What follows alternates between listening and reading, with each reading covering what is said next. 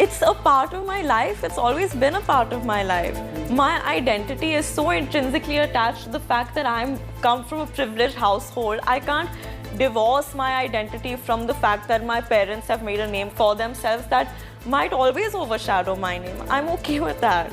My only thrill in life and aim in life is to make them proud and to hopefully keep doing films, because that's what I live for. My love for films overrides everything. So you can call me privileged, call me whatever you want, but I don't think anyone I've worked with can point a finger at me and say she's taken her position for granted.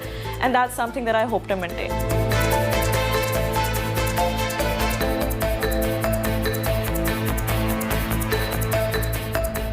Presented by Only OLX Autos gives the best price for your car. Co-presented by Macho Hint, Fashion Bade Aaram Se. Powered by Ashirwad Shubh Chakki Aata, Raho Char Kadam Aage. So sorry.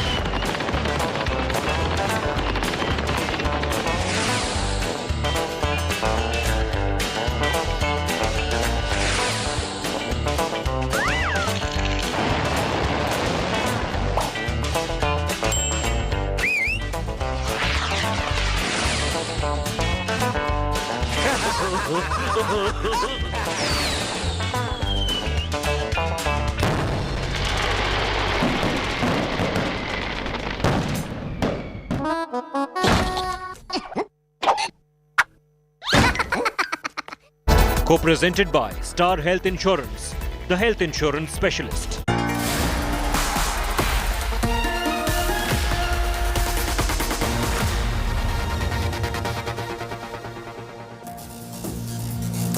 Good evening, hello and welcome. You're with the news today. This is your primetime destination. News, newsmakers, talking points, and Wednesday night, the big talking point is coming today from the Congress, which finally has made the formal change in guard from Sonia Gandhi to Mallikarjun Kharge, Jairam Ramesh, Salman Khurshid, Prithviraj Chavan, all on the future of the Congress. Also, our other big newsmaker tonight, Sunil Gavaskar, on Virat Kohli's shot of the century that has stunned the cricket world.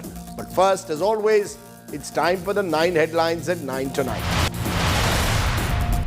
The Mallikarjun Kharge era begins in the Congress party as he takes over as the Congress president in the presence of the Gandhis. Sonia Gandhi says she's relieved to relinquish the post to the veteran Karnataka leader.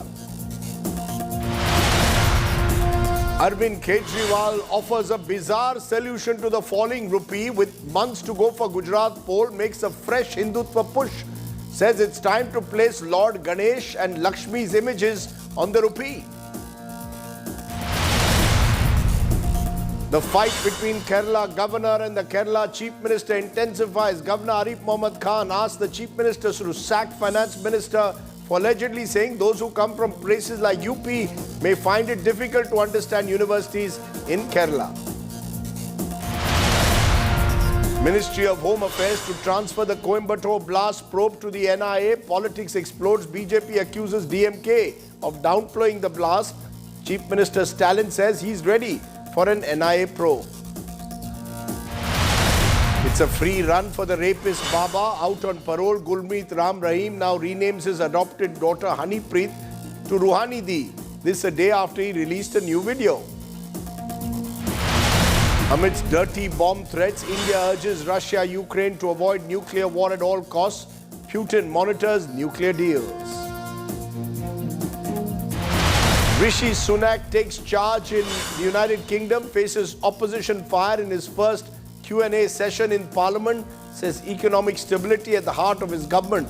Opposition slams him for controversial nominees in his new cabinet. Team India has gotten a very bad reception at Sydney in the ongoing T20 World Cup, claim BCCI sources, saying the players are being provided cold, stale food during their stay. The authorities deny the charges. And in another major upset at the T20 World Cup, Ireland defeats England in a rain-affected game.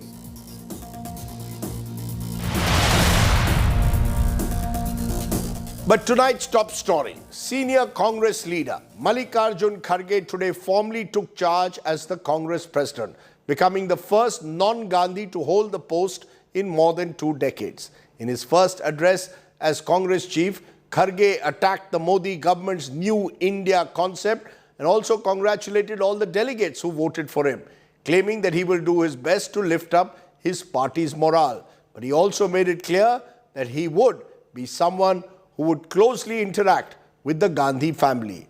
All of this leaves the question, is Mallikarjun Kharge going to be his own person, or will he be Congress president in the shadow of the Congress's first family?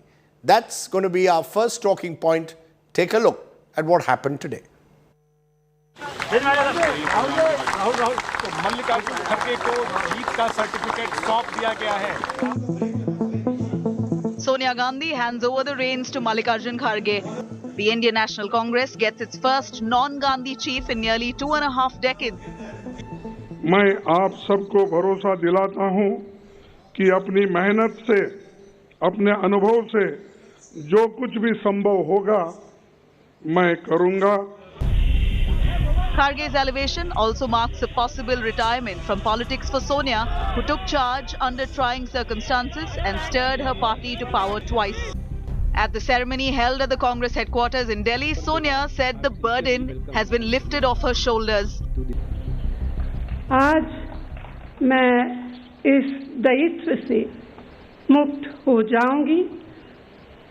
यह भार मेरे सिर से उतर जाएगा. इसीलिए स्वाभाविक रूप से मुझे राहत का एहसास हो रहा है. Sonia Gandhi! Even as Kharge takes charge, the shadow of Gandhi's loom large. The family was at the ceremony in full strength. Kharge's farewell gift to Sonia was a photograph of her late husband and former Prime Minister Rajdeep Gandhi. His speech paid glowing tributes to Sonia. राजनीति करने वालों के इस दौर में त्याग की जो मिसाल उन्होंने कायम की है, उसका कोई दूसरा उदाहरण मिलना मुश्किल है. More importantly, Kharge's battle cry for the party too was borrowed from Rahul Gandhi's Daro Mat. कि इस भारत जोड़ो यात्रा में हर रोज लाखों लोग जुड़ रहे हैं. देश में एक नई ऊर्जा पैदा हो रही है. इस ऊर्जा को हम व्यर्थ नहीं जाने देंगे. Kharge also laid out his blueprint for Congress revival, more representation for the youth. 50% पद 50 साल से कम उम्र के लोगों के लिए रिजर्व रहेगी. But will Kharge be allowed to carry out the reforms that he was promising? Even at the ceremony to elevate Kharge, the buzz was more about Rahul Gandhi. Rahul ji अध्यक्ष बने वापिस, तो वही चुनौती दे सकते हैं मोदी जी को और सरकार को, एनडीए गवर्नमेंट को. लीडर वो होता है जिसको लोग पसंद करें, जिसके पीछे ज्यादा लोग खड़े रहेंगे. तो आप जिस पद में भी हों, लोग अगर इस आपके साथ ज्यादा हैं तो बड़े लीडर आप आके जाएंगे. The overhaul promised by Kharge is monumental. What he wants to do now, Rahul Gandhi himself had tried and failed earlier. One thing is certain, Kharge will need all the support of the Gandhis to execute his vision. With Mosmi Singh, Bureau Report, India Today. And a short while ago, I spoke to Jairam Ramesh, the man in charge of the Congress's media, its senior member of parliament. Jairam Ramesh, you're on the road on the Bharat Jodo Yatras, I believe somewhere in Telangana. But what we've seen today, is it to be seen, Mr. Ramesh, as a cosmetic change, Mr. Kharge taking over formally? Or does it really represent a break in a way with the dominance of the Gandhi family, a substantive change with a non-Gandhi at the helm after 22 years? Well, it's change with continuity in many ways. He's a transformative figure. 50 years in public life, an authentic symbol of social empowerment and social justice. A man of vast administrative experience in the government and in the party, known to show up, a very bold voice standing up for principles of the Congress party at the state and the center. So I think he's not, any token. He's going to be the supreme authority as far as the Congress organization is concerned. He is the Congress president. Now, Srimati Sonia Gandhi and Mr. Rahul Gandhi occupy special positions in the Congress party, and we all, talk to them, consult them, interact with them.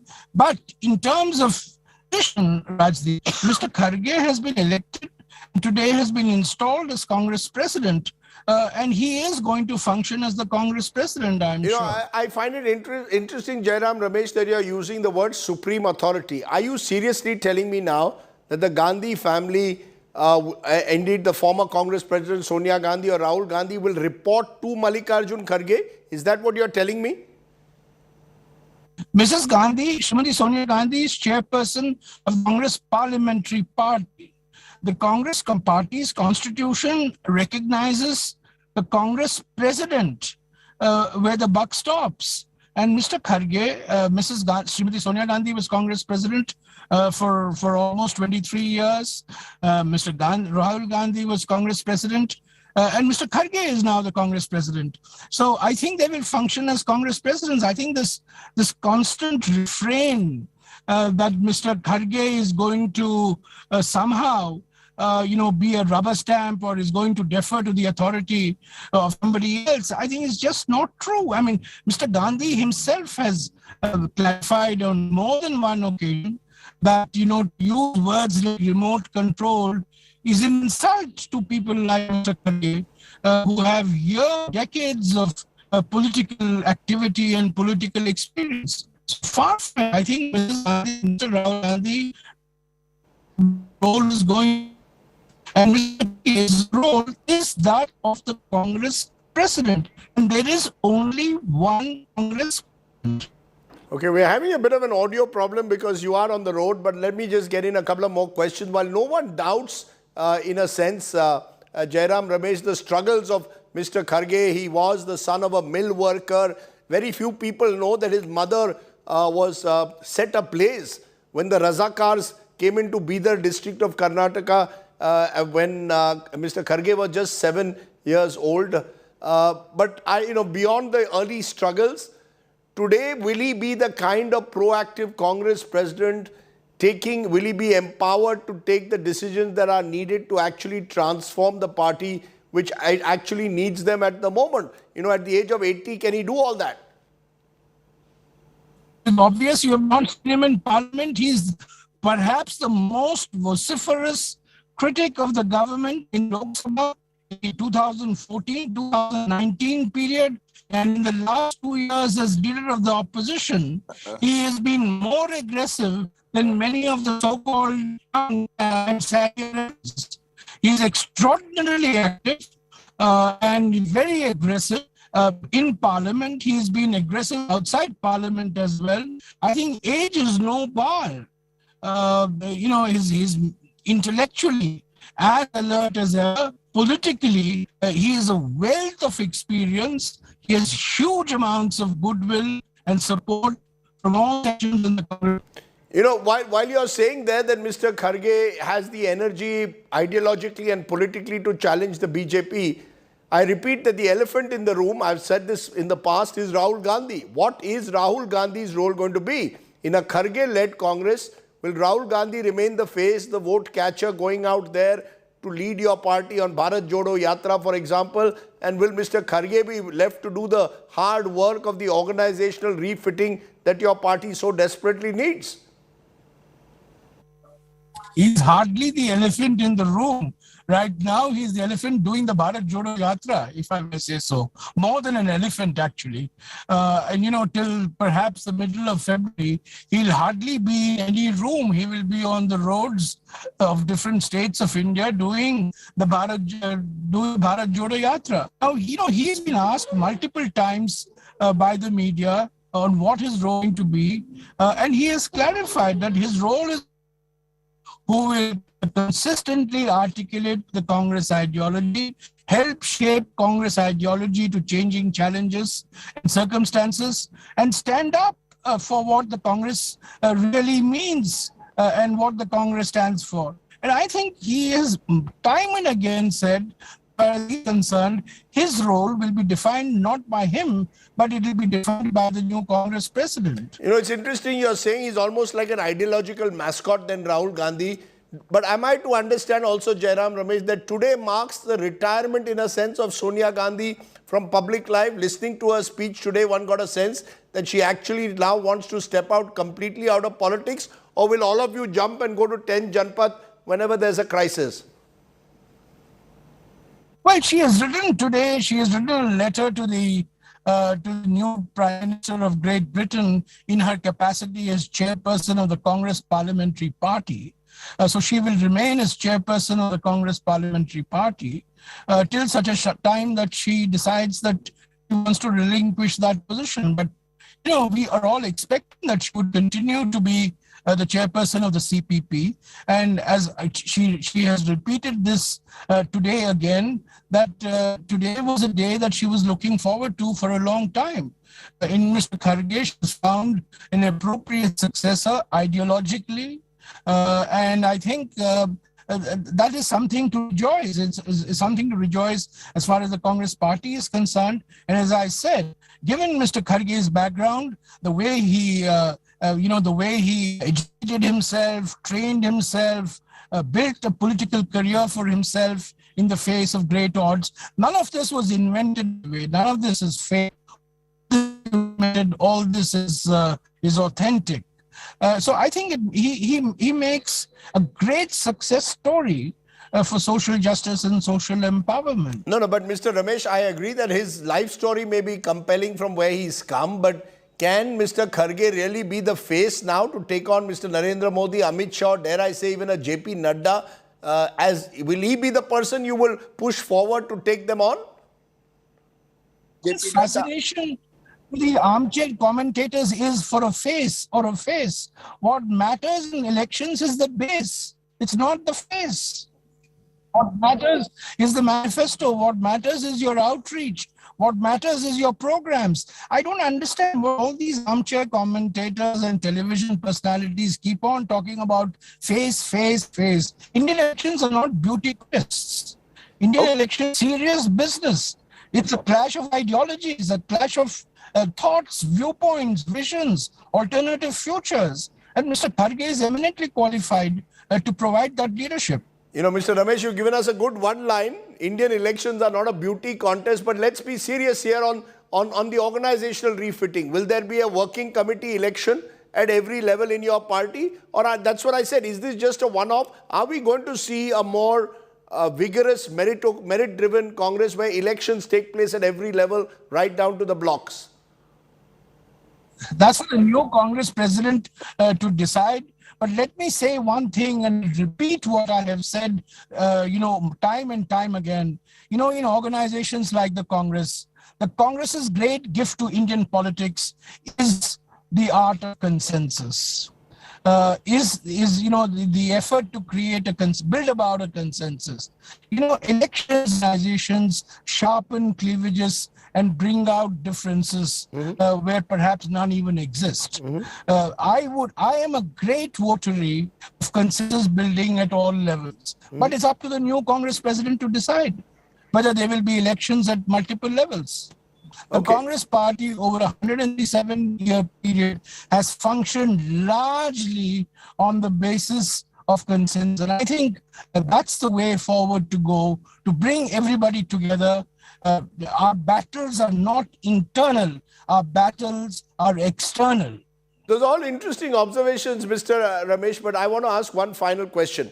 There's a sense that the main qualification Mr. Kharge had for this job is he's viewed as a Congress loyalist, or more specifically a Gandhi family loyalist.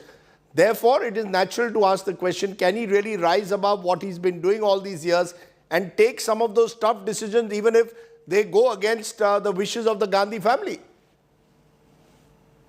We are all Congress loyalists, Rajdeep. We are all Congress loyalists who recognize the unique and special place of Srimati Sonia Gandhi and Mr. Rahul Gandhi in the party organization. Not just because of the legacy that they represent, but because of their own contributions in the positions that they have held. Okay, Jairam Ramesh, on the road there from Telangana, just stopping over to give us that sense, importantly saying Mr. Kharge is now the last port of call in your party. We'll wait and see if that happens. Appreciate your joining us there on the news today. Okay, let's go across to two more senior Congress leaders. One seen as part of the G23, the so-called rebels, former Maharashtra Chief Minister Prithviraj Chavan and Salman Khurshid, seen as a firm Gandhi family loyalist. Mr. Khurshid, you've been among the leaders who made it clear that Rahul Gandhi remains the face and the leader of the Congress. Where does that leave Mallikarjun Kharge? What will, according to you, be Rahul Gandhi's role now in the party? See, to be honest, I think it's best if the issue of the role is worked out between Mr. Rahul Gandhi and Mr. Kharge. From my understanding, Mr. Kharge himself is a leader of some stature and standing, and certainly of great experience. But he would also know, and I think it was apparent today at the function as well, that there is a very special place in the hearts of Congress people for Mrs. Sonia Gandhi and Mr. Rahul Gandhi, and that will remain. And that I describe as being attributes of leadership, which are not subject to an election. That's something that we know on the ground, and I think that will remain and will continue. How it's fine-tuned and how it actually works on the ground is something for Mr. Kharge and the leadership to work out amongst themselves. But I can't imagine that there'll be any major difficulties in this. You know, Prithviraj Chavan, on the other hand, people like you were, the so-called G23 were seen to question the Gandhi family, how the party was being run. Do you believe that today's handover from Sonia Gandhi to Mr. Kharge is, in your view, really a sign of change? Or is it, and many would say, the more things change, the more they remain the same, the real power will remain with the Gandhi family? No, Rajdeep, you prefaced your question by saying that we questioned the Gandhi family. It was nothing of the sort. Our simple demands were that there should be a full-time Congress president. Now, since Mr. Rahul Gandhi was not prepared to take the responsibility of being a Congress president again after he had resigned, then the Congress president should be elected was our only demand. And I think when we raised that issue with Congress president in a letter written in August 2020, the matter was resolved after a couple of months. In December 20, Mrs. Gandhi called some of us. We had a very exhaustive, long marathon meeting for 5 hours, when all our points were accepted. Number one, a Chintan Shibir to review the past performance of the party. Second, a full-time president, and the president to be elected by a process of election as per the Congress constitution. All these things were accepted by Mrs. Gandhi in our meeting of December 20. But because of the situation, the pandemic situation, nothing could be done in 21. But then everything happened in 22. No, so you seem to be suggesting that most of your recommendations have been put in place. Mr. Khurshid, there will be those, I'm sorry to be skeptical again, who will say that in a way, at the end of the day, unless you empower Mr. Kharge as Congress president, the impression will be that Rahul and Sonia Gandhi will do the backseat driving, or they will have the power without accountability. They will be seen as the super Congress presidents even now. These are words I'm using that I see constantly in various media commentary. Your response? I mean, that's one way of describing, but the fact remains, what sense of restraint they have of their own, what sense of engagement and involvement Mr. Kharge has of his own, and where these two meet, I think is important. We can't set a script for them because they are the top leaders of our party, and they will perhaps get together and have a chat. In fact, I saw today Shashi Tharoor share a cup of tea inside. Not everybody, all of us managed to get inside where Mrs. Gandhi was. And Shashi was seated very close to Mr. Kharge. And that's been described as a democratic picture of the party. Now, I think that's wonderful. If Shashi has shown that he has some presence in amongst party cadres, taking him together and using his advice and his experience, I'm sure would be very helpful to Mr. Kharge. But again, it's not for me to suggest how this should be achieved or attempted, but it is for the leadership to work out amongst themselves. If you certainly ask for suggestions, we are there. We are happy to contribute any suggestions. Well, interestingly, Shashi Tharoor is not on a new steering committee which the Congress has put in place. So we'll wonder what happens to Mr. Tharoor next. But what about the G23, Prithviraj Chavan? Where does all of this lead? This entire concept of a group of rebels, is that all over? Can we say that there is no rebellion now in the Congress? Nothing like a 23 group? Well, Rajdeep, the G23 was the figment of media's imagination. It was a letter written by certain senior congresspersons to Congress President in August 2020. It was a confidential letter. If the letter had not leaked, nobody would have known the identity of the persons who wrote that letter or what the letter contained. But if it was leaked for whatever reasons, and the letter had met, if you read the letter end to end fully, only demands were that Congress should be led by a full-time president and preferably elected president. And also we should introspect on what went wrong in the past elections. Now, had this letter not been made public, this whole thing would have nobody would have known about it. But the media labeled us G23. It was not as if we had gone to Election Commission and registered ourselves as a party. You know, Salman Khurshid, there are those today who will say that the Gandhis are both the problem and the solution to the Congress. As long as they are there, it is impossible for the party to revamp and reinvent in the eyes of the public. But without them, the Congress cannot seem to hold together. So what are the Gandhis now? The problem or the solution, according to you? Or both? So let's take the second part. Let's take the second part, the solution part, that there's no point, if there's no party left, there's no point in talking about how things should have done and how things should have worked. They are today, as the ground reality will suggest, they are today very important, indeed dominant in their capacity, ability to keep the party together. And I say this with no fear of contradiction. How this will happen, I mean, is it a glass half full? Is it a glass half empty? We can remain arguing. We can continue to argue that indefinitely. But certainly there is something in the glass. And that something in the glass has not been enough to get us into office repeatedly after UPA 2. And that we all feel bad about. But it's our determination that glass half full is something we need, and then go on from there to fill the glass further and do whatever else is possible. So how this will actually work out on the ground is very difficult to predict. Let me leave it there. I'm listening to lots of voices from various strands within the Congress parivar.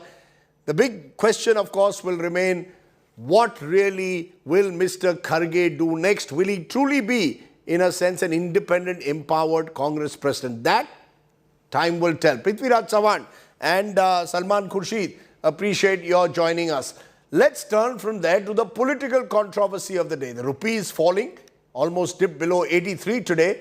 But Delhi Chief Minister Arvind Kejriwal has come up with a contentious idea that is already becoming a political talking point. Kejriwal today said that he wants images of Goddess Lakshmi and Lord Ganesh to be printed on currency notes. Kejriwal's demand has triggered a political face-off ahead of the Gujarat elections. The BJP calls him a Chunavi Hindu. Is Mr. Kejriwal cashing in on that factor ahead of the Gujarat polls? Take a look. आज मेरी केंद्र सरकार से प्रधानमंत्री जी से appeal है, भारतीय currency के ऊपर एक तरफ गांधी जी की तस्वीर है, वो वैसे ही रहनी चाहिए, लेकिन दूसरी तरफ श्री गणेश जी की और श्री लक्ष्मी जी की तस्वीर भारतीय करेंसी के ऊपर लगाई जाए. Arvind Kejriwal gives his prescription to revive the Indian economy. And why not, he asks, when Indonesia has Lord Ganesh on their notes? Indonesia एक मुस्लिम कंट्री है. 85% से ज़्यादा उनकी आबादी मुस्लिम है. 2% से कम हिंदू हैं वहाँ पे. लेकिन उन्होंने भी अपने नोट के ऊपर गणेश जी की तस्वीर छापी हुई है. As elections come closer in Gujarat, often called the first Hindutva laboratory, the Aam Aadmi Party convener is taking a leaf out of saffron playbook to take on the BJP on Prime Minister Narendra Modi's home turf. Kejriwal is turning the heat up a few notches in the fight for Hindu votes.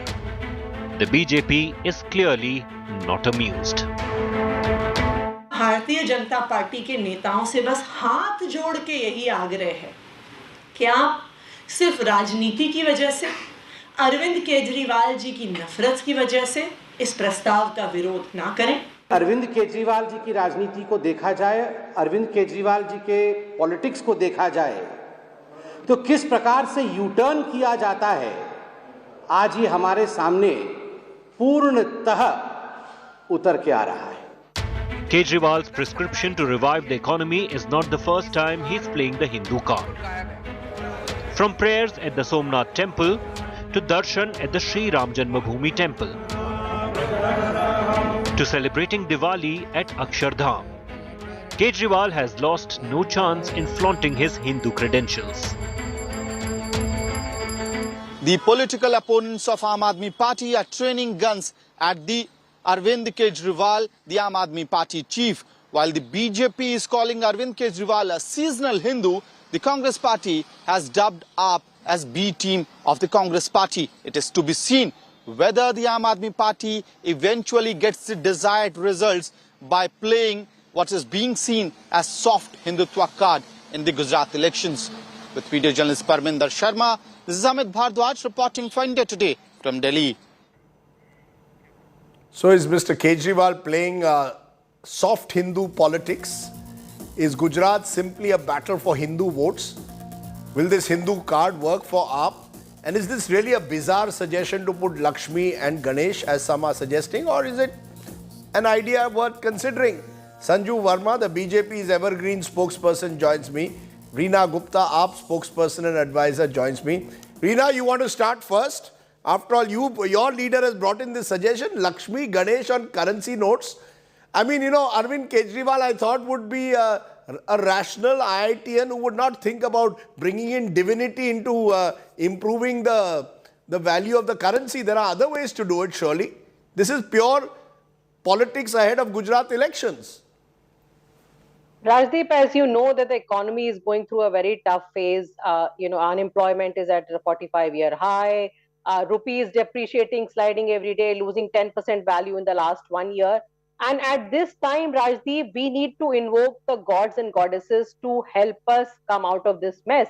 That is the proposal that Mr. Arvind Kejriwal has made today. And he has Come on, are you serious that you need? I mean, isn't that sort of in a way invoking superstition to suggest that by replacing Mahatma Gandhi with Goddess Lakshmi, suddenly the value of rupee will rise? Give us a break. Rajdeep, nobody is saying replace Mahatma Gandhi. He has said that we can continue to have Mahatma Gandhi, but it is not as if the scientists and doctors and engineers and IAS officers don't pray, Rajdeep. Whenever we start something new, whenever there is an auspicious occasion, there is always a Lakshmi and Ganesh Puja. So science and faith can coexist, and that is exactly what the Chief Minister of Delhi is saying. But pure at symbolism, the same time, pure symbolism, where is the substance? At the same time, what I don't understand is that why is Bharatiya Janata Party opposing this? Bharatiya Janata Party is saying that this is, Hinduism. Then why is it? Why is what Bharatiya Janata Party does not good Hinduism and this is bad Hinduism? If you look at Delhi, for the last several years, every year we have been doing a Diwali Puja in Delhi. All our ministers, whether they are Muslims, Buddhists, Hindus, everybody gets together and prays to the Lakshmi, the Lakshmi and Ganesha Puja. So it is in the same line that we are saying that in this country now, the hunger index, our position in hunger index is also sliding. Can we please pray to the gods and goddesses of this country to come and help us out of this mess? But what I don't understand, Rajdeep, is that what is the problem of Bharatiya Janata Party? Let me ask them that. Are they saying that they do not want Lakshmi ji and Ganesh ji on the currency notes? You made if that point. Is what they're saying, they should come out openly and say that. Because we are saying that you take the credit. You take the credit. Why don't you accept the proposal, take the credit and get the votes? If there are any votes to be got out of this. Okay, let Sanju Verma respond. Sanju Verma, he's put you in a bit of a fix, Arvind Kejriwal. Nele pe dela.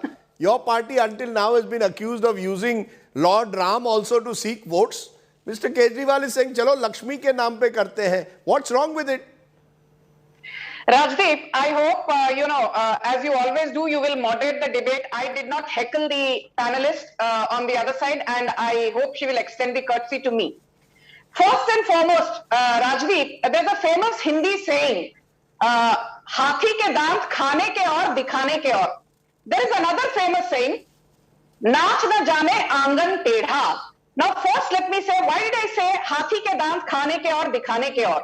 This is the same Arvind Kejriwal who in 2015 posted a tweet where a person with a jharu is chasing the swastika symbol. This swastika, as we all know, for Hindus and Jains, is a religious symbol which signifies prosperity, progress and well-being. Then there was a tweet by Arvind Kejriwal in 2016 where he actually tweeted something which was simply not over the board with respect to Lord Hanuman. Later when accosted, he said, "Main to Hanuman Bhakt hu." In 2019, after the Supreme Court verdict on Ram Janmabhoomi, mind you, running foul of the court, he said, "मेरे राम कभी ऐसे मस्जिद में बस ही नहीं सकते जिस मस्जिद को तोड़कर मंदिर बनाया हो, यहाँ पर एक अस्पताल बनना चाहिए था." And his deputy Manish Sisodia, following him, said, "Ram राज्य मंदिर बनाने से कभी वापस नहीं आएगा, मंदिर के जगह यूनिवर्सिटी बना लेते." So no respect for the verdict of the apex court of the land. And the worst is Sanjay Singh, who said, "मिल गए मुलायम कांशी राम, मिल गए मुलायम कांशी राम, हवा में उड़ गए जय Shri Ram." This is the language used by the Rajya Sabha MP of the Aam Aadmi Party. Please, Rajdeep. That's in the past. No, today. Are you opposing it or not? They asked you a question. Aap is saying, do you oppose putting Lakshmi and Ganesh on currency notes? Yes or no? Do you oppose it or do you think it's a good idea? Rajdeep, forget about the past. Rajdeep ji, मुझे बोलने दीजिए. I have also got a stopwatch with me. I still have some time left. So very humbly, let me tell you. Come in, Rajdeep? No, you can't come in. No, Rajdeep, she had her say. Let me finish. She can rebut me. Why did I say naach na jane aangan tedha? Arvind Kejriwal, you are comparing India with Indonesia. Indonesia's total population is 28 crore, which is equal to the population of just 2 states in India, Uttar Pradesh and Gujarat. Indonesia's economy is barely $1 trillion. We have overtaken the United Kingdom to become the 5th largest economy in the world at $3.5 trillion. So Arvind Kejriwal ji, जिस चीज के बारे में पता ना हो, it is better to be silent. Silence offense. Silence often is, weapon for people like you who are ignorant about the state of our economy. And I just want to say one more thing, Rajdeep. This whole narrative about currency touching 80 to 83, let's be very clear. the entire world, be it the Eurozone, be it Germany, be it Japan, be it United Kingdom, they've seen their currencies touch 20-year, 30-year, 40-year lows. By the way, Indonesian rupiah has been the worst performing currency in the last 2.5 years. Yes, but so Arvind Kejriwal has chosen the wrong example, and now I will say one Do you oppose? No, now, Bas. Do you oppose it or not? Yes or no? I want a straight answer. Do you believe it's the wrong thing to put Lakshmi and Ganesh on a currency note? Yes or no? Yes or no? Sanju Verma, yes or no? Okay, Rajdeep, the audio was missing for a while. Yes or no? Is it the right thing or the wrong thing? Rajdeep Sardesai, I am not here to sit for an exam posted by you कि भाई objective है yes या no या none of the above या multiple choices. I will just say this to you. Under section 25 of the RBI Act of 1934, any change in the currency with respect to denomination, designation, design, the kind of paper used also, it has to be a decision by the two major stakeholders. One, of course, is the central government, the Modi government in this case. One is the board, the governing board of the RBI. So I think it is better to leave this. Okay, you have dodged. Producer, she has dodged the question. Like you could be a good cricketer. You know how to dodge a bouncer. But Reena Gupta, at the end of the day, even when I was thinking of doing this as a talking point, I was wondering. I mean, is this how we are going to treat serious economic issues? There is a problem. Sanju Verma can claim, and she's right, globally the currencies are suffering vis-a-vis the dollar, but that doesn't minimize the problem. The question is, it requires a serious debate to find out ways to ensure the road ahead, rather than reduce it to soft Hindu politics ki chalo Lakshmi ko laga lete hain, let's woo some voters in Gujarat. Rajdeep, first of all, it's laughable when Sanju Verma compares the yen and the pound to the rupee. Does Sanju Verma not know what is the per capita income of Japan and UK and America and compare it to India? Madam, the hunger index in this country. She did not intervene. 80 crore. Sanju, she did not intervene with you. Rajdeep, 80 crore people in the country are still dependent on free rations. That says something about how bad and how dire that tells us how dire the circumstances. No, but you answer. Why can't you have a serious, rational debate on this rather than these gimmicks? This is a gimmick. No, not at all, Rajdeep. We've always said that there should be Ram Raj in this country. The way we define Ram Raj is that every citizen of this country should have access to good health. Every citizen of this country should have access to good education. How will Lakshmi on a currency note bring Ram Raj? There should be good electricity. And in 27 years in their rule in Gujarat, Rajdeep, if they have not been able to bring Ram Rajya, then what Ram Rajya and what Hinduism are they talking about? Okay. I don't need Bharatiya Janata Party to tell me what is a good Hindu and what is a bad Hindu. Okay. A party which is let me complete, Rajdeep. A party which is a Chanda Chor party, which has siphoned off money even from the construction of Ram Mandir temple. That party is going to come and tell me what is a good Hindu and what is a bad Hindu. Okay. My producer is saying now that we need to lower the temperature. Clearly, this is an issue which leads to frayed tempers. I hope that we can have more rational debates in the future on how to get the rupee back in shape. That would be perhaps a better way than putting Lakshmi and believing that might transform our fortunes. We all need divine help, by the way. But thank you both very much for joining me on the show tonight. I want to move on to my Get Real India story of the ground, from the ground, because as terrorists have carried out a number of targeted killings in the Kashmir Valley in recent days, 10 Kashmiri families last night left their village in Shopian district in South Kashmir out of fear and have now reached Jammu. The residents of Chaudhry Gun say that the recent terrorist attacks have triggered a fear psychosis among the Pandits who've lived in Kashmir through the most difficult period of terrorism in the 90s. They didn't leave their homes then, but have left them now. Take a look.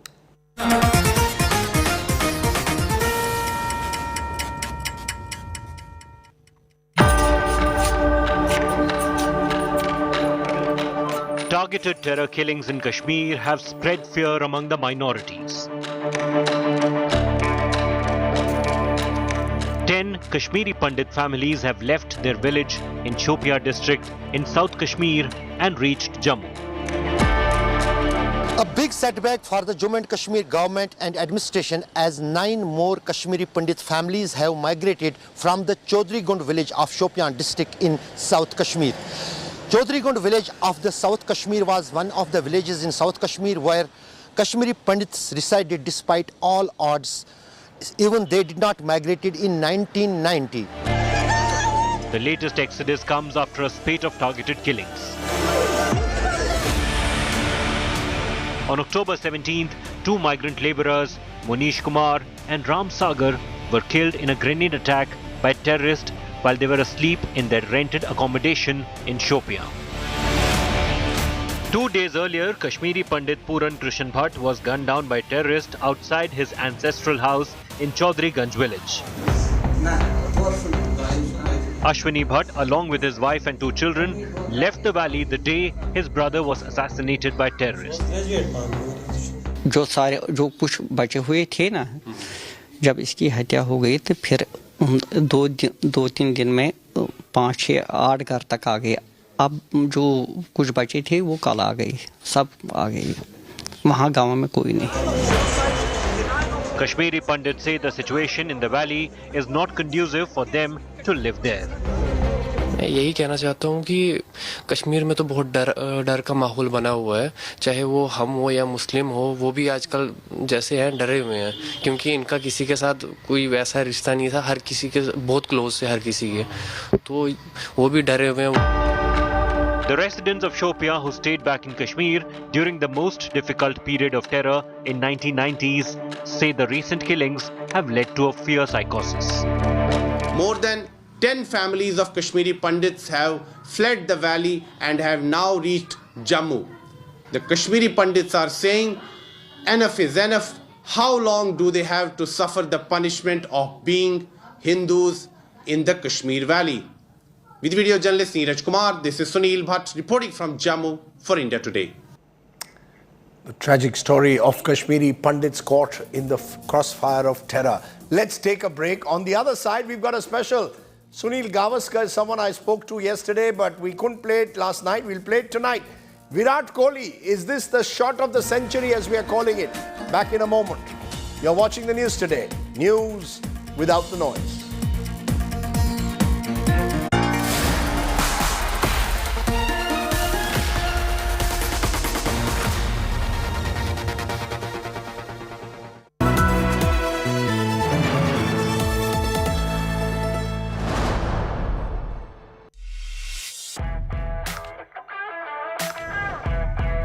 Art, science and risk of making money from the markets. It's not about hot tips, but it's about making the right choice.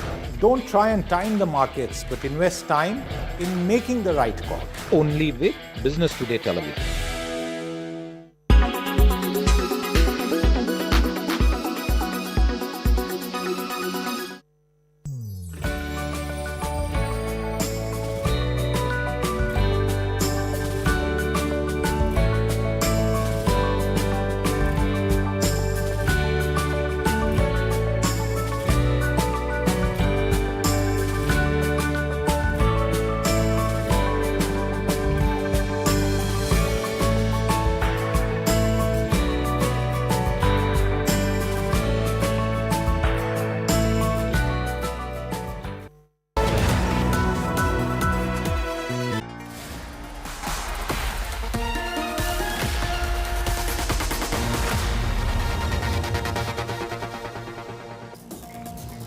Okay, let's turn to some happy news now. Remember, it's Wednesday, but we still haven't recovered from Sunday because it was on Sunday that Virat Kohli silenced his critics and set cricket world into raptures with an innings for the ages, leading India to that thrilling victory over Pakistan. But it's that one shot in his innings that stood out. A 6, which you can see on the left-hand side of the screen, straight over Haris Rao's head, which I am now calling the shot of the century. Why? Because on the right-hand side, you can see Shane Warne bowling Mike Gatting that was called the ball of the century. So if Australia can call that the ball of the century, why can't Virat's shot at Melbourne be called the shot of the century? It's an extraordinary shot, played straight over a bowler's head with absolute complete control and a straight bat. I want to raise this with Sunil Gavaskar, whom I spoke to earlier. Mr. Gavaskar, no one better than you to answer this. Good to have you on the show. The fifth ball six of Virat, of Haris Rav, would it be an exaggeration for me to call it as I am the shot of the century, or certainly one of the shots of the century? Yeah, one of the shots of the century for sure, because we haven't seen other shots. It's difficult to call anything the shot of the century, but definitely one of the greatest shots in the game. Because whatever format it is, to hit a quick bowler bowling at 145k plus straight back over his head to the straight boundary, slightly longonish sixer, is an amazing shot. The reason I called it, Mr. Gavaskar, that was because the Aussies famously called Shane Warne bowling Mike Gatting round his legs in 1992 as the ball of the century. So we Indians surely have the right to call it then the shot of the century. Of course. Yeah, we can, because everything, every match of the century, every other thing is always between England and Australia. So we should call ours the shot of the century. Definitely, no problem at all. But what I said earlier on was because we haven't really seen T20 cricket for such a long time and other matches. So while we generally are on the correct side of things, we don't generally exaggerate. But in this case, go ahead, let's exaggerate. Call it the shot of the century. Okay, so, but just for our viewers, and here I come to you as a master technician, to hit a shot of that slightly on the back foot, but with almost a straight bat over a bowler's head at a ground like Melbourne, what does that take, especially given the context of the game, the quality of the bowling? What does it take to hit a shot like that almost with a straight bat? Well, it takes skill. It takes enormous self-confidence and self-belief. And it takes an assessment of the situation. The clarity of the mind, realizing that these last two balls were very important to make the last over target that much less. Because remember, of the first four deliveries from Haris Rav, only 3 runs had come. So if you didn't score 6 and 6 of the next two deliveries, the target would have been 22, 25.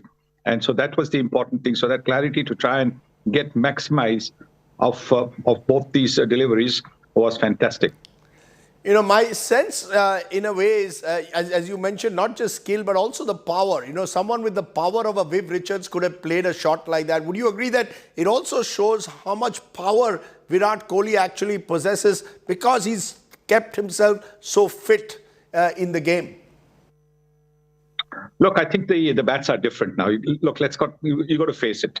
I've seen Viv Richards, Clive Lloyd, Gordon Greenwich being caught on the boundary in Sharjah, on the boundary. And now we have modern players hitting the ball into the streets of Sharjah.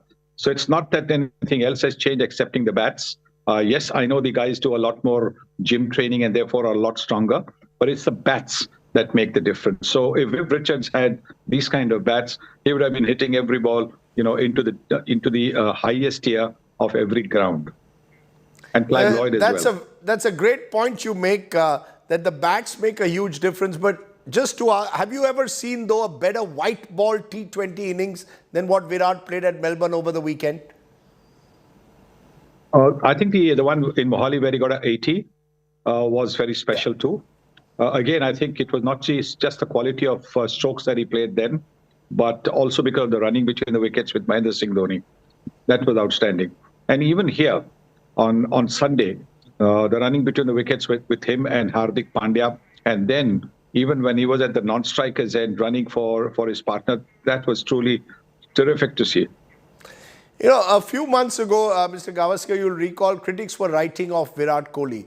Has he shown with this one innings that he's still arguably the finest white ball player, the finest chaser that India has ever produced? Well, I think let's not get carried away. Sachin Tendulkar has played some amazing innings for India in white ball cricket. Let's not forget that. There's been that 175 that Kapil Dev had hit in trying circumstances in Zimbabwe, against Zimbabwe. So yes, there are plenty of things, and we tend to sort of forget the past pretty quickly. Let's just be happy with the innings that we saw, because we all at the ground and the millions who watched it on television were blessed and fortunate to have seen such an extraordinary innings. You mentioned all these greats, and yes, comparing greats is never easy, but what sets Virat apart from batsmen of this generation for you? The ability to score runs in any kind of situation, the ability to score runs in any kind of situation, the ability to assess situations and adjust his game accordingly. Mr. Gavaskar, I'll tell you what is my other big memory of that day. You jumping like a child with your hands after that victory. You looked exuberant at that moment when that shot was played. I want to ask you, what is it going to take now for India to go all the way in the tournament? We've beaten Pakistan, but we still have to win the cup. What will it take? I think India will have to bowl well, more importantly, because the batting now is coming into its own. We saw Hardik Pandya batting well. That partnership between him and Virat Kohli set the tone. It was actually Pandya who set the tone with those sixes against Mohammad Nawaz, and that seemed to fire Virat Kohli up as well. So the batting seems to be all right. Yes, I think there's just a little bit of concern about Rohit Sharma because he hasn't quite been getting the big runs that we know he's capable of. It's the bowling that we'll have to just be a little careful, because it's the 19th and the 20th over. Whether we are bowling first or whether we are defending, that is going to be the key. And I do believe that is just a little bit of a concern. But either way, Mr. Gavaskar, as I said, it's 3 days since that great win. The glow still remains. Thanks very much for joining us. As always, pleasure having you. Shot of the century. Please put it in all your headlines. Let's build Virat as a shot of the century. The Aussies could do it with one. Why not with Virat? Okay, let me leave you with a good news today's story. There's a village in India that has never seen a crime, or so they claim. So we take you to Bacha in Madhya Pradesh, which has not seen a single FIR ever filed. It's our good news today's story. You stay well, stay safe. Good night. Shubhratri. Jai Hind. Namaskar.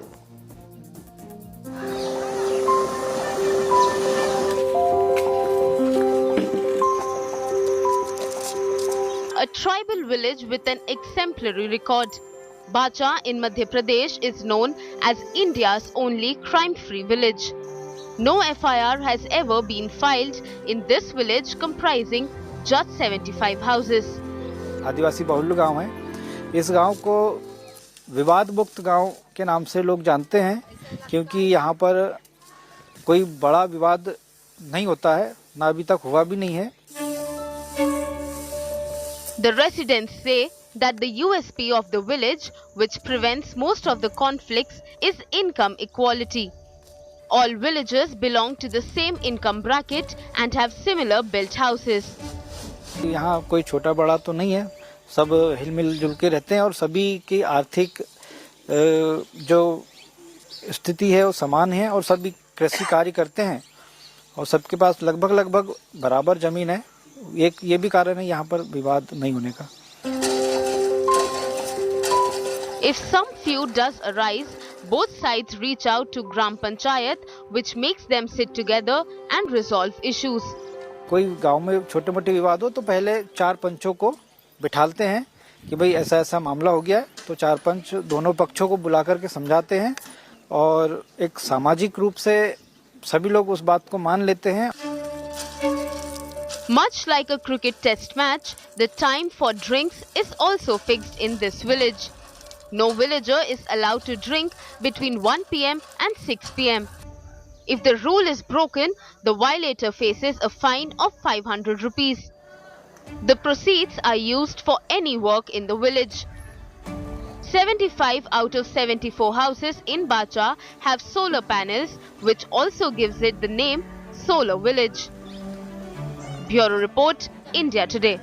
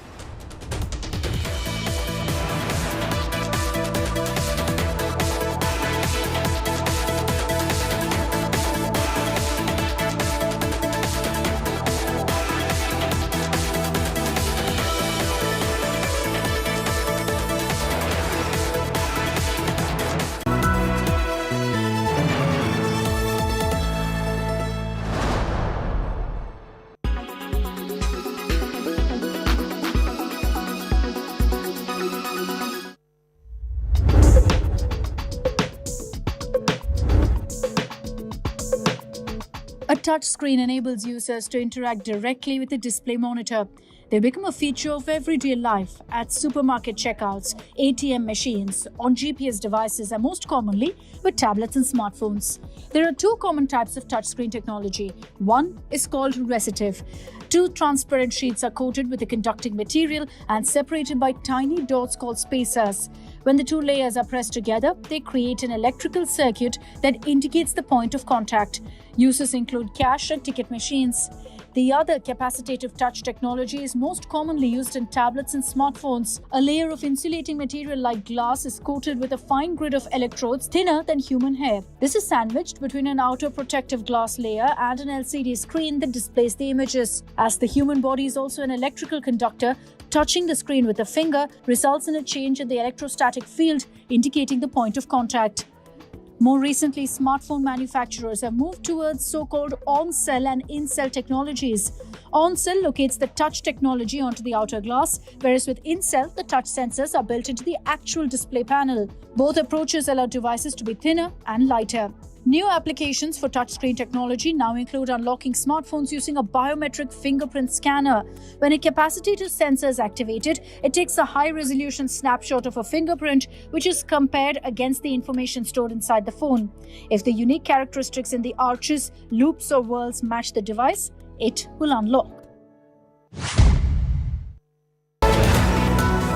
हर पल आपके साथ।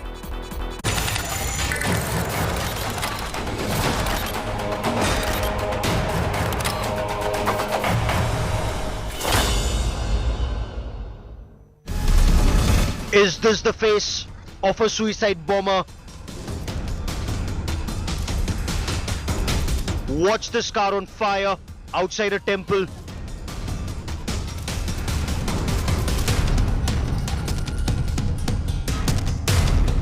Watch these men carry a gunny sack to the car.